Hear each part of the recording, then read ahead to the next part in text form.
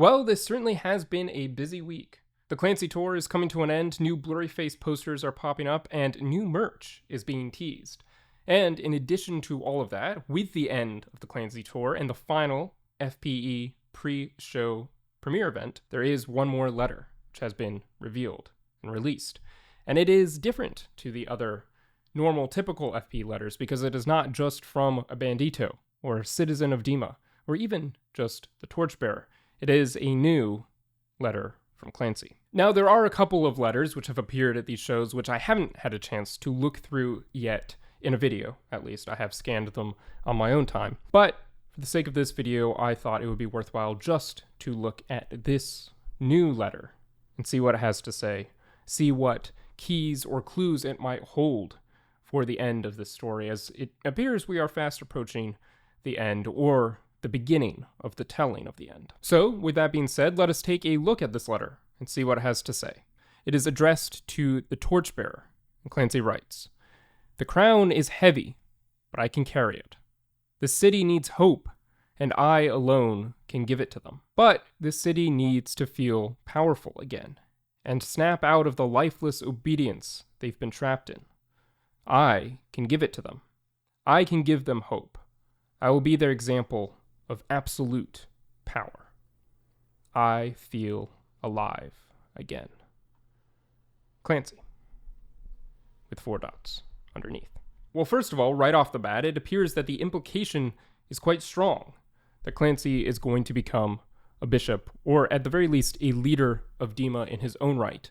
Perhaps he will not go by the title of bishop, as the former leaders did, or perhaps he is joining their rank and replacing Nico as the new leader of the bishops, and therefore by extension of Dima. That remains to be seen, what exactly this leadership looks like. But in many ways, the words in this letter appear to indicate that he is being seduced by power. He appears to be craving absolute power. And it reminds me of that line, which I don't think actually appears in the song Lane Boy itself, but was always part of the live performance of that song.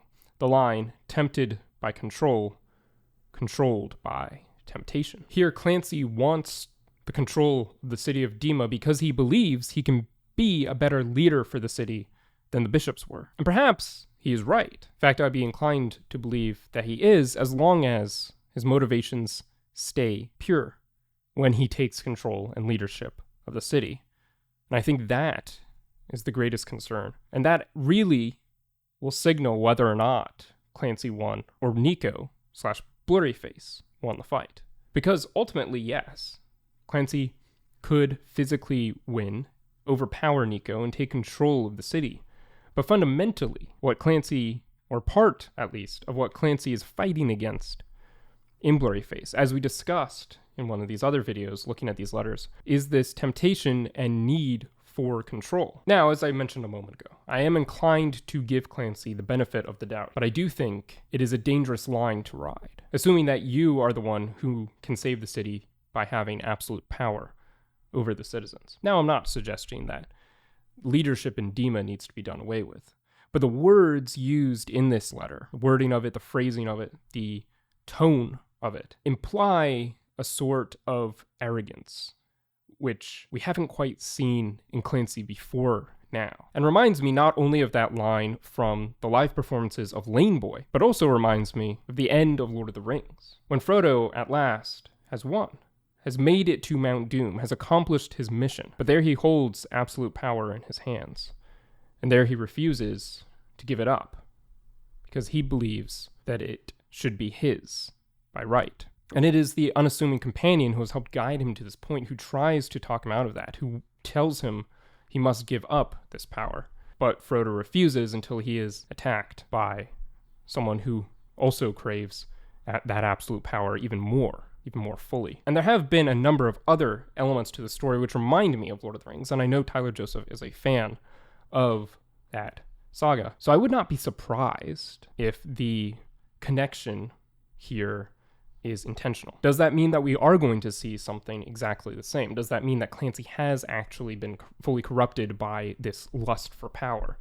I don't know. But I wouldn't be surprised if what we see is Clancy becoming seduced by that desire for control and power, which he struggles with explicitly in Blurryface, so that the Torchbearer has to bring him out of that and help Clancy overcome not just Nico, but himself. But a lot of this is obviously pure speculation and just the first impression that I have upon reading this letter. So I'd be curious to know what other takeaways you might have had when reading this letter. What the implications you think are of Clancy potentially becoming a bishop and a leader of Dima himself. Is it good? Is it bad? Or could it go either way? With that being said, this was just a brief look at this brand new letter from Clancy. At some point in the near future, I will go back and look at all the letters which came out between the last video I did looking at these letters and today, this letter that came out today. So if you don't want to miss that, make sure to subscribe. And as I mentioned, let me know in the comments your own thoughts on this letter and what you think will happen next in the story.